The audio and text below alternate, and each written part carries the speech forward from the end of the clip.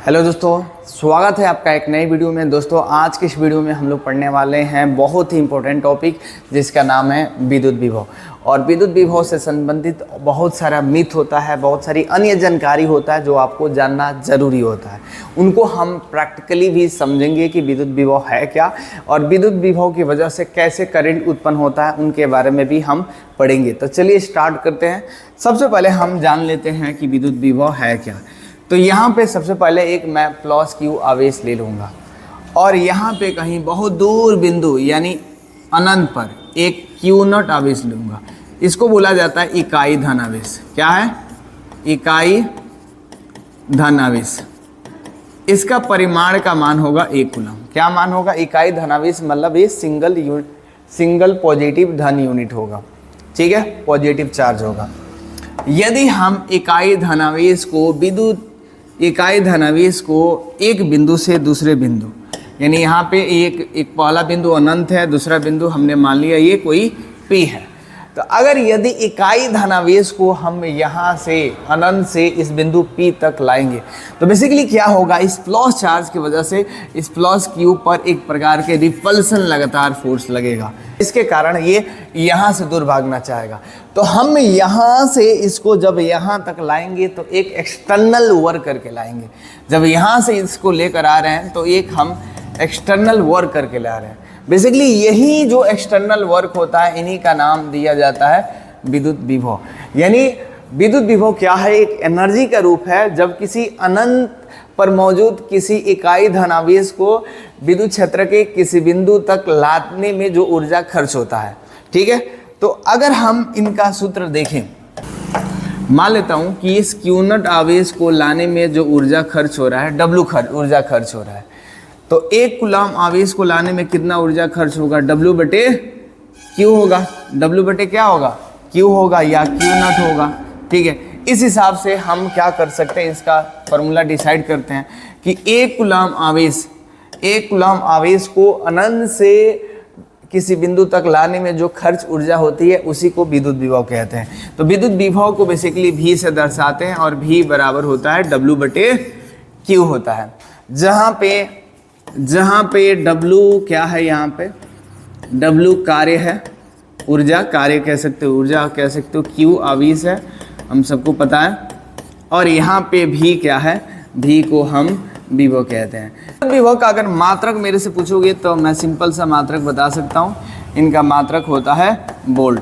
क्या होता है बाबू? वोल्ट होता है। या ऐसे भी देख सकते हो, अगर V का मात्रक हम देखें तो V का मात्रक क्या होगा? W बटे Q होता है। तो बेसिकली क्या होगा? W का मात्रक बटे Q का मात्रक। तो W का मात्रक होगा जूल और Q का मात्रक होगा कूलम। तो इन्हीं जूल पर कूलम को हम एक अन्य नाम से भी जानते हैं जिन्हें कहा जाता है वोल्ट, जिन्हें V से दर्शाया जाता है। चलो, कितनी बात समझ में आया? अब आपसे पूछा जाए कि 1 वोल्ट किसे कहते हैं, 1 वोल्ट का डिफाइन करो। तो 1 वोल्ट क्या होगा? बेसिकली 1 वोल्ट क्या होगा? 1 वोल्ट बराबर 1 जूल पर 1 कूलम होगा। मतलब ये है कि यदि किसी 1 कूलम आवेश को एक बिंदु से दूसरे बिंदु तक लाने में, इस A बिंदु से B बिंदु तक लाने में या अनंत से इस बिंदु तक लाने में अगर 1 जूल जो ऊर्जा खर्च हो रहा है वो कितना खर्च हो? अगर 1 जूल ऊर्जा खर्च हो तो इसका जो विभव होगा वो 1 वोल्ट के बराबर होगा। तो इनको हम 1 वोल्ट कहते हैं। यानी इकाई धनावेश यानी 1 कूलम आवेश को अनंत से किसी बिंदु तक लाने में अगर 1 जूल एनर्जी का खर्च हो रहा है तो उन्हें हम 1 वोल्ट का नाम देंगे। 1 वोल्ट बराबर 1 जूल बटे 1 कूलम। चल, अगला टॉपिक है, सवाल है यहाँ पर विद्युत विभवांतर क्या होगा। देखो, विद्युत विभवांतर क्या होता है तो इसका डेफिनेशन जाने हुए तो मान लो यहाँ पे एक बिंदु A है, दूसरा बिंदु B है। अगर B से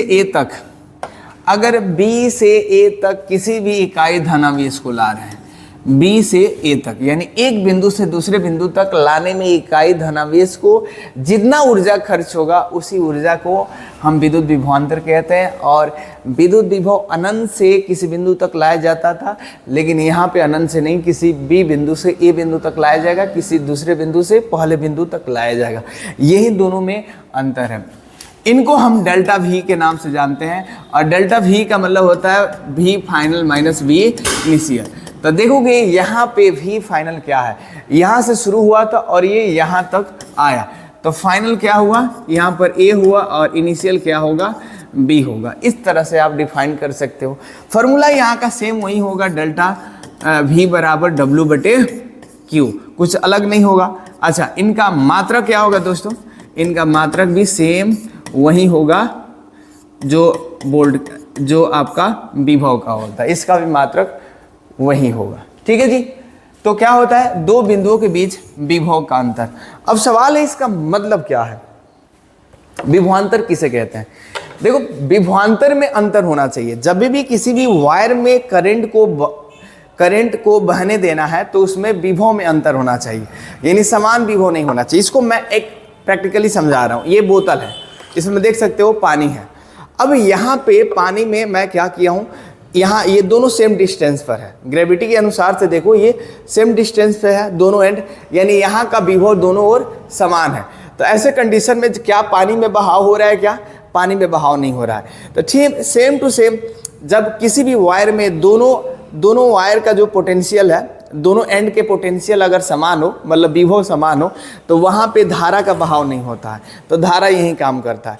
जैसे सोचो, अगर मैं पानी को ऐसे पलट दूं तो क्या होगा, धारा का बहाव देख सकते हो।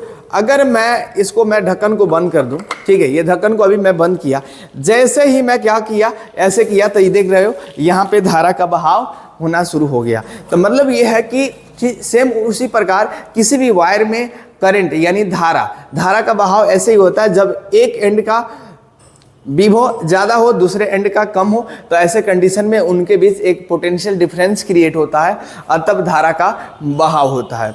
ये धारा बहाव का कारण है, सेम जैसे पानी का फ्लो होता है। तो समझ में आ गया। तो धारा बहने के लिए दोनों एंड का पोटेंशियल समान नहीं होना चाहिए, अलग होना चाहिए। ठीक है, तब ऐसे कंडीशन में धारा का बहाव होगा। अच्छा, इसमें एक और वर्ड आता है प्रतिरोध।